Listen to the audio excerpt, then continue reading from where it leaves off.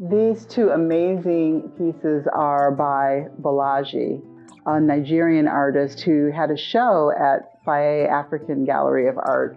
And he specializes in impasto, which is this layering on of paint that gives it so much texture and just pulls you in. So I fell in love with these two pieces. They're flowers. I like the flowers, and this to me looked like it was more detail of a close-up of the flower in the lower image. So those are the two Bolagis.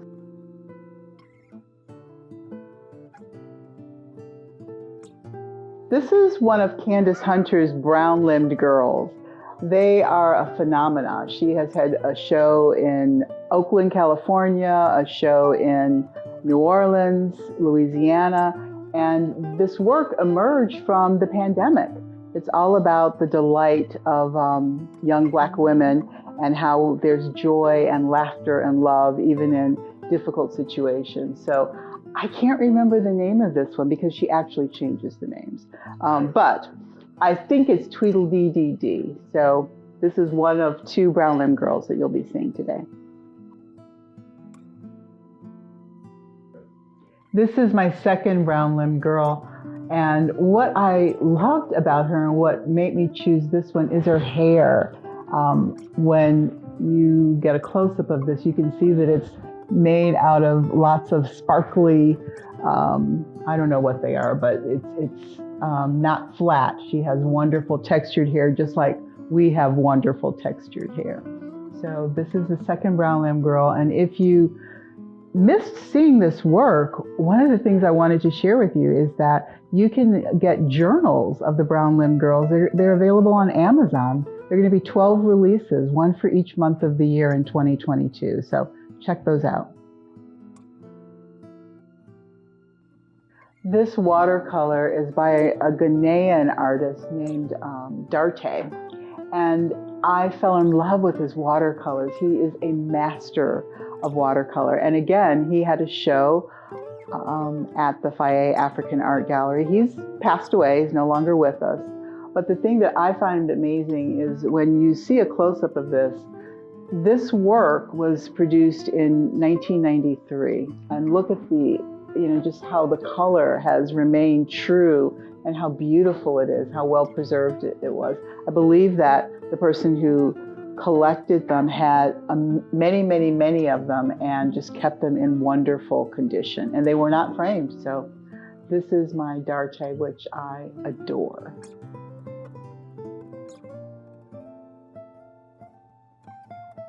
This Bernard Goss watercolor I found at a estate sale in Hyde Park over the summer. And one of the things about Bernard Goss that you may not know is that he was married to Margaret Burroughs, who founded the Southside Community Arts Center.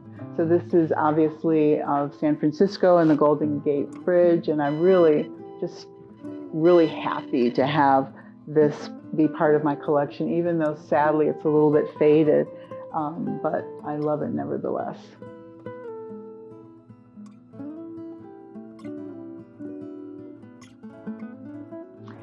These are 2 of 5 pieces that I found, I think over the summer, by an artist named Easton Davey. He was based in Nevis at the time, and I discovered him through Patrick McCoy. Patrick liked his work on Facebook, and so I started looking at his work and fell in love with it. And what really drew me into Easton Davey's work is that he draws on antique dictionary pages. So that's what the background is on both of these pieces. And I just love, the movement and just how much he can pack into an image. So these are 2, you'll see 3 more in a moment.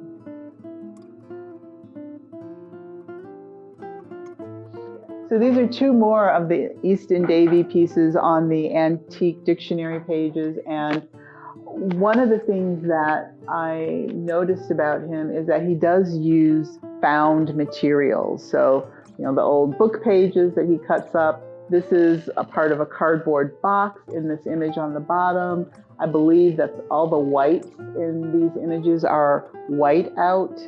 And I just really admire his technique. If you look at him on Facebook, the two things I want to point out. One is that his work is very affordable.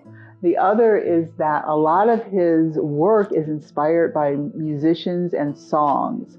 So there'll be a piece that is inspired by a song. And there was one that I missed, inspired by the Temptations, Papa Was a Rolling Stone. And unfortunately, someone got it before I did. So Easton Davey, one more of his to see.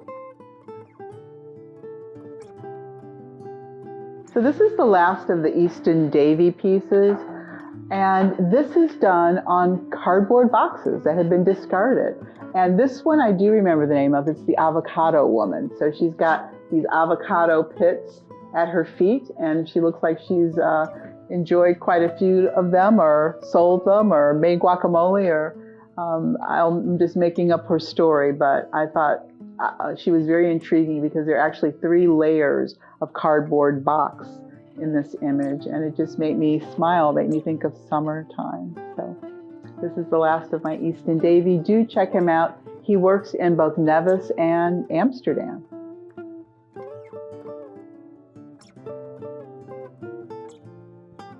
This piece is a Chicago artist, a young woman named Abina Motabelli. And she, what drew me to this was the color purple. I love purple, and you know, this abstraction really sort of moved me. I also have been seeing a lot of her work around the city. I don't know if you've seen these hearts on street corners, and some of those hearts are Abinas. And I also saw her work in a Black-owned coffee shop in the Roosevelt collection, where the Container Store is. She has her work hanging in there. So she's becoming quite prolific and is being seen everywhere around the city. So this is Abina. And she also does a lot of nature. I have some tree images of hers that are not up yet for another show.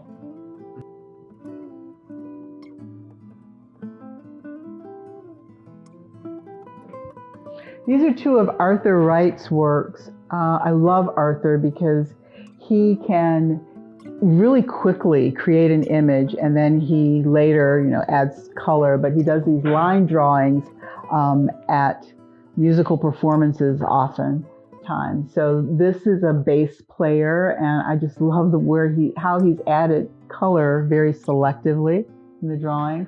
And then this is Beethoven's Birthday Bash. I don't know what that was, but there is a drummer looking like he's having a really good time in this image. So he does a lot of images of musicians while they're playing, and you should check Arthur Wright out. He's a 3 Arts Award winner this year.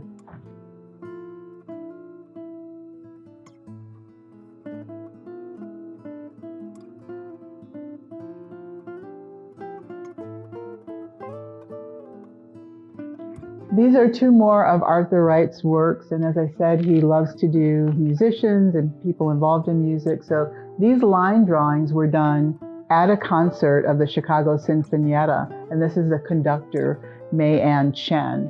And if I recall correctly, I was at this performance, and it was when the Chicago Symphony Center musicians were on strike, and so they had to have the performance at Mandel Hall in Hyde Park, and it was a wonderful performance. And May Ann Chen is just a energetic conductor, and he caught that energy in these pieces. This we're going to end with. This is a piece from Dale Washington, who many of you knew, an amazing artist who lived in Chicago and passed away a few years ago, I believe in Portland, Oregon. And this was in my drawer of things to be framed. I know we all have pieces like that, and I found it and said, oh, I've got to put this up. And I don't know. I mean, it's very abstract, but I see when I look at this, you know, a boat, a canoe with people in it, in water. And it just makes me smile because Dale was such a generous, happy-go-lucky man and made everyone feel comfortable in his presence. He was a wonderful chef and cook and loved to have hospitality. And I miss him. So I wanted to share this piece, and I'm so glad that it's no longer in the flat file and it's up on the wall.